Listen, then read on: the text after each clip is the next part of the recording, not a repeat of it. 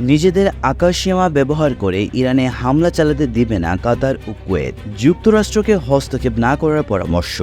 সিরিয়ায় ইরানের কূটনৈতিক মিশনে ইসরায়েলি হামলার পর ইরান ও ইসরায়েলি সরকারের মধ্যে তীব্র উত্তেজনার মধ্যে কাতার এবং কুয়েত ইরানের বিরুদ্ধে হামলা চালানোর জন্য তাদের আকাশসীমা এবং বিমান ঘাঁটি ব্যবহার নিষিদ্ধ করেছে। কাতার এবং কুয়েত উভয়ই মার্কিন যুক্তরাষ্ট্রকে নির্দেশ জারি করেছে ইরানের উপর সম্ভাব্য বিমান হামলা চালানোর জন্য মার্কিন সেনাবাহিনীকে দুটি দেশের বিমান ঘাঁটি ব্যবহার করার অনুমতি দেওয়া হবে না। শনিবার এক প্রতিবেদনে এমনই ইঙ্গিত দিয়েছে দেশ দুটি। কাতার এবং কুয়েত জানায় ইরানের বিরুদ্ধে কোনো সামরিক পদক্ষেপের জন্য তাদের আকাশসীমা ব্যবহার করা যাবে না। কুয়েতের আলী আল সালেম বিমান ঘাঁটি এবং আহমেদ আল জাবের বিমান ঘাঁটিতে মার্কিন সামরিক বিমান রয়েছে। কাতারের আল উদেদ বিমান ঘাঁটিও পশ্চিম এশিয়া অঞ্চলের সবচেয়ে বড় মার্কিন বিমান ঘাঁটি। ইসরায়েলে হামলা হলে যুক্তরাষ্ট্রকে হস্তক্ষেপ না করার পরামর্শ দিতে আঞ্চলিক আরব দেশগুলোর প্রতি আহ্বান জানিয়েছে ইরান।